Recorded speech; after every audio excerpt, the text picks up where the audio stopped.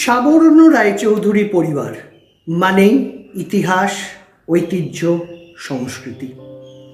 1608 খ্রিস্টাব্দে জাহাঙ্গীরের কাছ থেকে দক্ষিণবঙ্গের 8খানি পরগনার নিষ্কর জায়গির পেলেন গুরুদক্ষিণা স্বরূপ লক্ষ্মীকান্ত গঙ্গোপাধ্যায় এবং তার সঙ্গে পেলেন রায় ও চৌধুরী উপাধি।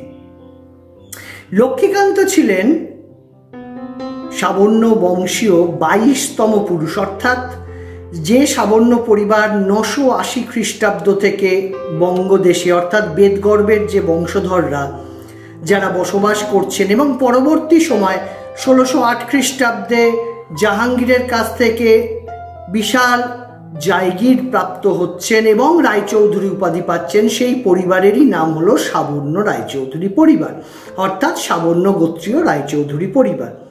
এই সাবর্ণ পরিবারে বর্তমান সময় 37 এবং 38তম জেনারেশন চলছে, অর্থাৎ দেখা যাচ্ছে যে সেই 980 খ্রিস্টাব্দ থেকে এই এত সাল ধরে যে সাবর্ণ পরিবারের যে ব্যাপ্তি, সেটা হালিশহর হোক, বরিশা হোক, নিমতা বিরাটি বেলঘড়িয়া পানিহাটি হোক, উত্তরপাড়া হোক, পশ্চিম মেদিনীপুরের খেপুত হোক বা সারা পৃথিবীর বিভিন্ন প্রান্তে যে সাবর্ণ পরিবারের মানুষজন বসবাস করছেন, তাদের পূর্বপুরুষদের যে আদর্শ, পূর্বপুরুষদের যে ন্যায় নীতিবোধ এবং তাদের যে কর্মকাণ্ড, সেই লিগ্যাসিটাই কিন্তু আজকের প্রজন্ম বহন করে আসছে।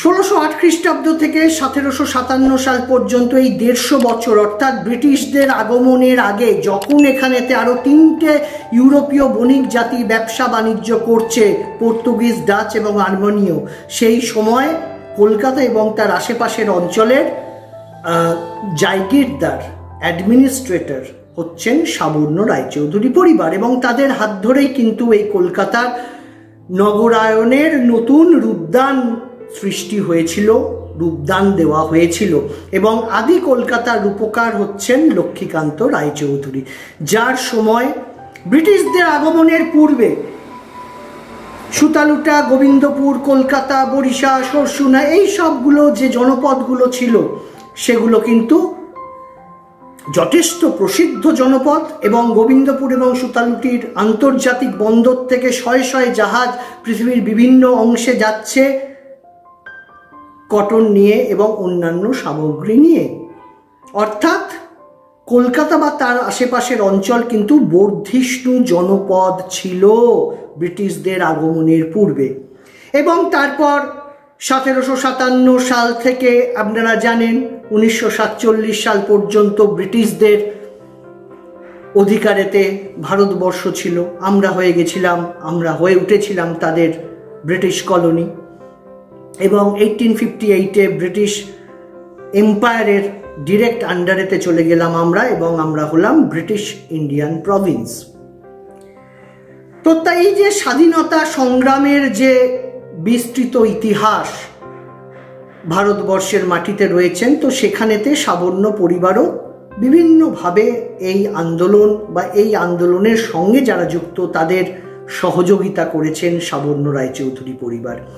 যেমন প্রথমেই আমি বলবো যে ঈশ্বরচন্দ্র বিদ্যাসাগরের যে বিধবা বিবাহ প্রচলন, তার জন্য কিন্তু সাবর্ণ রায়চৌধুরী পরিবার তাকে সর্বতোভাবে সমর্থন করেছিলেন। ওনার বন্ধু সূর্য রায়চৌধুরী, তিনি সূর্যকুমার রায়চৌধুরী, তিনি ছিলেন বিদ্যাসাগরের অন্যতম শ্রেষ্ঠ বন্ধু এবং এরা অনেক কাজকর্ম একসঙ্গে মিলে করেছেন এবং বরিশা হাই স্কুল যখন উদ্বোধন হয় 1856 সালে, তখন বিদ্যাসাগর মহাশয়ের হাত ধরেই সেই কিন্তু স্কুল আমাদের তৈরি, সাবর্ণ পরিবারের তৈরি বরিশা হাই স্কুল উদ্বোধন করা হয়েছিল। তো আমাদের পরিবারের নরেন্দ্র কুমার রায়চৌধুরী, তিনি ছিলেন অনুশীলন ও যুগান্তর সমিতির সঙ্গে যুক্ত এবং বিভিন্ন কাজ তিনি করেছেন গুপ্তভাবে স্বাধীনতার আন্দোলনেতে বিপ্লবীদের হয়ে।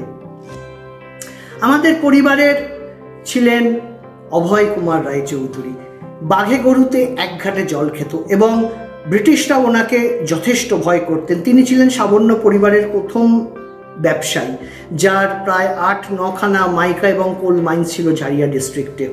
তো একবার কি হলো, তিনি ঘোড়ার গাড়ি করে যাচ্ছেন, ওনার অফিসেতে যাচ্ছেন, লালদিঘির পাশে ওনার কোথাও অফিস ছিল। তো দেখছেন ময়দানেতে একজন ব্রিটিশ অফিসার কোনো একজন ভারতীয়কে খুব বেত্রাঘাত করছে, খুব মারছে। তিনি সোজা গাড়ি থেকে নামলেন এবং গিয়ে একটা থাপ্পড় মারলেন সেই ব্রিটিশ অফিসারকে। সে ব্রিটিশ অফিসার তৎক্ষণাৎ সেখানে অজ্ঞান হয়ে গেলেন। তো শোনা যায় এই ব্রিটিশ অফিসার নাকি পরবর্তী সময় ম্যাজিস্ট্রেট হয়েছিলেন এবং যে কোনো কারণেই হোক, ওনার ভুল বুঝতে পেরেই হোক বা যে কোনো কারণেই হোক, অভয় কুমার রায়চৌধুরীর আবার নাকি খুব ঘনিষ্ঠ বন্ধুও হয়ে উঠেছিলেন। তো ইংরেজদের বিরুদ্ধে কথা বলা, ইংরেজদের অত্যাচারের বিরুদ্ধে কিন্তু সাবর্ণ রায়চৌধুরী পরিবার চিরদিন ছিল, চিরদিন আছে, চিরদিন থাকবে। আমাদের পরিবারের প্রণব রায়, যাকে আমরা বাংলা গীতির জাদুকর বলি, যিনি 2,500-3 হাজার গান লিখেছেন এবং বাংলা আধুনিক গান, বাংলা ব্যালাডের জনক যিনি, তিনি একটি কবিতা লিখলেন কমরেড বলে 40-এর দশকে, এবং সেই কমরেড কবিতাতে ব্রিটিশ অ্যাডমিনিস্ট্রেশনকে তিনি তুলোধনা করলেন। তার জন্য তাকে জেলে যেতে হলো, কারাবরণ করতে হলো। তো সাবর্ণ পরিবার বিভিন্নভাবে এই স্বাধীনতা সংগ্রামের সঙ্গে জড়িত। 1757 সাল যখন পলাশীর প্রান্তরেতে নবকৃষ্ণদেব, কৃষ্ণচন্দ্র রায়, উমিচাঁদ, জগৎ শেঠ তাদের ষড়যন্ত্রে যখন বাঙালির সূর্য, ভারতের সূর্য ডুবে গেল পলাশীর প্রান্তরে, সেই নিয়ে গান লিখেছিলেন প্রণব রায়।